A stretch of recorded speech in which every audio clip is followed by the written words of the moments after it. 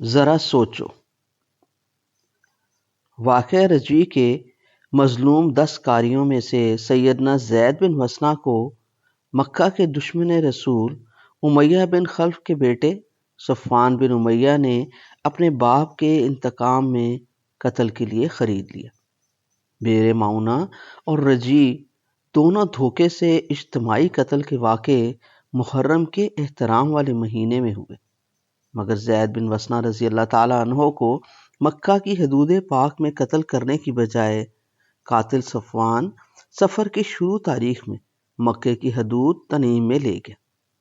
صفوان نے مکہ کے سارے رؤساء اور بچوں کو اس قتل تماشا کے لیے بلایا۔ ابو سفیان بن حرب اپنے بچوں کے ساتھ کھلکھلاتا ہوا اپنے دل میں چھپی آقا صلی اللہ علیہ وآلہ وسلم سے شدید دشمنی کے باعث تماشا دیکھنے والوں میں سب سے پیش تھا۔ وہیں تنعیم میں ان 10 میں سے پکڑ کے مکہ میں بیچے ہوئے درویش عالم مسلمانوں میں دوسرا سیدنا خبیب بن عدی رضی اللہ تعالیٰ عنہ تھا۔ زید بن وسنہ رضی اللہ تعالیٰ عنہ کو قتل کرنے کے لیے صفوان بن امیہ نے اپنے غلام نستاس کو تلوار تھمائی ہوئی تھی اور سیدنا خبیب رضی اللہ تعالیٰ عنہ کے لیے لکڑی گاڑ کے سولی گھاٹ بنایا ہوا تھا۔ تماش بینوں کے سردار ابو سفیان بن حرب نے اس دن باری باری دونوں مرنے والوں سے ایک سوال کیا۔ بڑی تمکنت، کبر اور غرور میں اپنی نخوت اور رسول اللہ صلی اللہ علیہ وآلہ وسلم سے پالی ہوئی عمر بھر کی دشمنی کا زہر اپنی زبان پہ لے آیا۔ بولا، تمہیں خدا کی قسم دے کر پوچھتا ہوں، سچ سچ بتانا، ذرا سوچو، کیا اس لمحے تم یہ بات پسند نہ کرتے کہ اس وقت تمہاری جگہ محمد ہوتے اور ہم ان کی گردن اڑاتے اور تم اپنے بال بچوں میں آرام کر رہے ہوتے، پشت پہ بندھے ہاتھوں اور سر پہ کھڑے ننگی تلوار لیے جلاد کی موجودگی میں آقا صلی اللہ علیہ وآلہ وسلم کے غلام زید بن وسنہ رضی اللہ تعالیٰ عنہ پہ عجیب عشق و مستی کا آسمان کھلا ہوا تھا۔ اس نے آقا صلی اللہ علیہ وآلہ وسلم کا نام نامی سن کر اپنی پلکوں سے نگاہ کی دہلیز پہ سجدہ کیا۔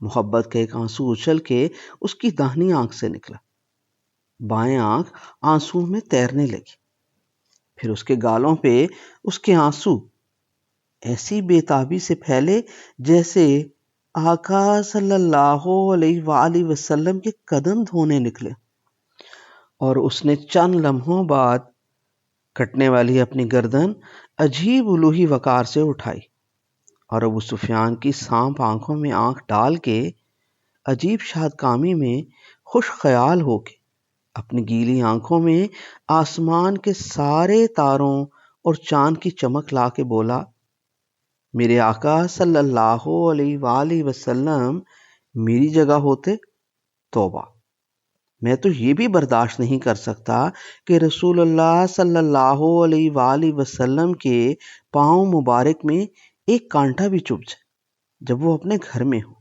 اور میں اپنے بال بچوں میں آرام کروں۔ ابو سفیان کا چہرہ یہ جواب سن کر کتنا سیاہ ہو گیا ہوگا، یہ سوچنے کی بات ہے۔ جو کچھ ابو سفیان نے اس لمحے کہا وہ تاریخ کی کتابوں میں موجود ہے۔ ابو سفیان بن حرب نے کہا، میں نے دنیا میں ایسا کوئی شخص نہیں دیکھا جس سے اس کے ساتھی اتنی محبت کرتے۔ ابو سفیان بن حرب اپنی بات کہہ کے پیچھے ہٹا اور اپنے دوست صفوان بن امیہ کو اشارہ کیا۔ صفوان بن امیہ نے اپنے غلام نستاس کو تلوار چلانے کے لیے سر ہلا دی۔ تلوار چلی، آقا صلی اللہ علیہ وآلہ وسلم کے پروانے کا سر ایک ہی وار سے کٹ کے گر گیا۔ کٹتے ہوئے سر کے لبوں پہ آخری لفظ تھا، الصلاۃ والسلام علیک یا رسول اللہ۔ کہتے ہیں 500 کلومیٹر دور آقا صلی اللہ علیہ وآلہ وسلم نے مدینے میں لوگوں کے درمیان بیٹھے ہوئے تڑپ کے جواب دیا، وعلیکم السلام۔ اسی طرح کا مکالمہ ابو سفیان نے سولی پہ بندھے سیدنا خبیب رضی اللہ تعالیٰ عنہ سے مکہ کی حدود تنعیم پہ کیا۔ اسے سیدنا خبیب بن عدی رضی اللہ تعالیٰ عنہ سے زید سے بھی زوردار جواب ملا۔ ابو سفیان بن حرب اس روز کتنا اندر سے مصلوب ہوا ہوگا، یہ بھی سوچنے کی بات۔ سیدنا خبیب رضی اللہ تعالیٰ عنہ سے اس کے قاتلوں نے مرنے سے پہلے کوئی آرزو پوچھی۔ سیدنا خبیب رضی اللہ تعالیٰ عنہ نے کہا 2 رکعت نماز شکر، اگر پڑھ لینے دو۔ ابو سفیان بن حرب اور سارے تماشائی حیران۔ سولی پہ بندھا چند لمحوں بعد جس کے پیروں سے زمین کھینچ لی جائے گی، جس کی گردن لٹکتی رہ جائے گی، وہ کس بات کا شکر ادا کرنا چاہتا ہے؟ چونکہ پوچھا تھا، اجازت مل گئی۔ سیدنا خبیب رضی اللہ تعالیٰ عنہ نے زندگی تھوڑی مانگی تھی، وہ تو شہادت ملنے پہ شکرانہ تھا۔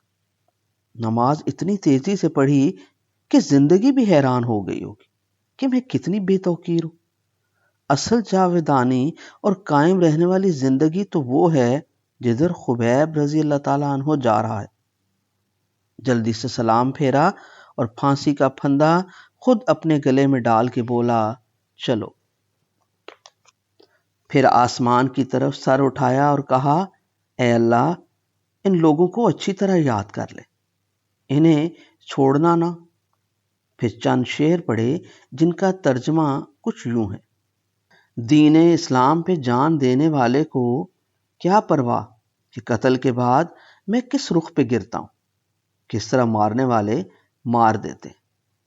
قاتل حارث کا بیٹا بدر میں مرے اپنے باپ کے قتل کا بدلہ لے رہا تھا۔ سیدنا خبیب رضی اللہ تعالیٰ عنہ کو سولی پہ باندھ کے پھر قاتل نے ہجوم میں کھڑے ہر بچے بڑے کو کہا کہ آؤ، اس سے پہلے کہ اس کی گردن کا پھندا کھینچوں، تم سب اس کے جسم میں اپنی تلواروں اور چاقوؤں سے زخم لگاؤ، بدلہ لو بدر کا۔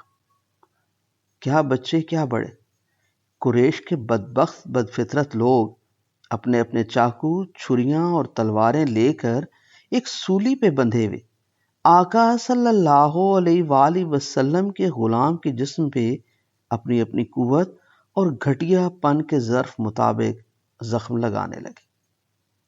خون خون جسم ہو گیا، بوٹی بوٹی جسم کی جان کنی میں آ گئی، روح آنکھوں میں ستاروں کی طرح چمکی، اور ہمیشہ کے لیے خاموش ہونے والے لب آخری بار زور سے اندر سانس لے کر بولے، الصلاۃ والسلام علیک یا رسول اللہ۔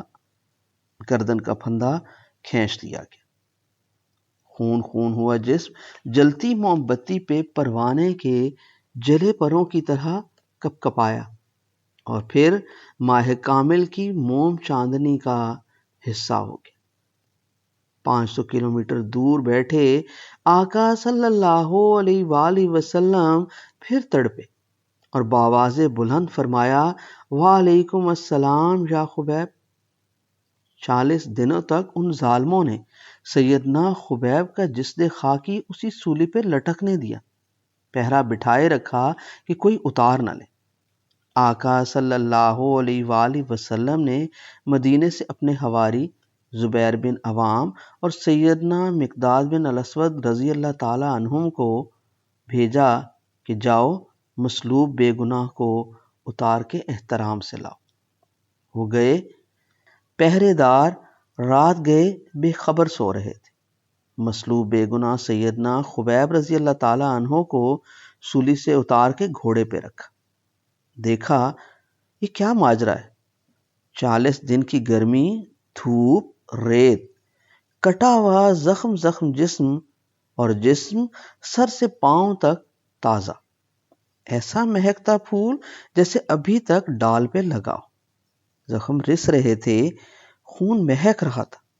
راستے میں ایک جگہ جسد شہید زمین پہ رکھا، زمین احترام سے شک ہوئی اور ایسے لگا جیسے ماں کے 2 ہاتھ کھلے ہوں۔ زمین کی گود نے شہید حق کو احترام اور محبت سے اپنی گود میں لے لی۔ اسی لیے سیدنا خبیب رضی اللہ تعالیٰ عنہ کے لیے یہ لقب مشہور ہو گیا، بلیع الارض، البدایہ والنہایہ زرقانی۔ یوں ہی تو نہیں، اتفاقاً ہزاروں سال پہلے جب خدا نے سیدنا ابراہیم علیہ السلام اور سیدنا اسماعیل علیہ السلام سے مکہ میں اپنا گھر بنوایا، تو اسی لمحے جبرائیل علیہ السلام نے آ کر سیدنا ابراہیم علیہ السلام کو مکہ کے احترام کی حدود کا تعین بھی کرا دیا۔ اسی میں ایک حد یہی جگہ تنعیم بھی تھی۔ یہ حد سیدنا ابراہیم علیہ السلام کی مانگی ہوئی دعا سے محبت کرنے اور تعظیم کی حد دکھانے کی ایک چھوٹی سی تمثیل تھی۔ خدا کے سامنے سارے زمانے ایک ساتھ پڑے ہوتے ہیں، ماضی، حال اور مستقبل۔ اس لمحے بھی خدا کا قلم یہ منظر اور وہ آخری کہے شہید پروانوں کے بول لکھ چکا تھا، الصلاۃ والسلام علیک یا رسول اللہ،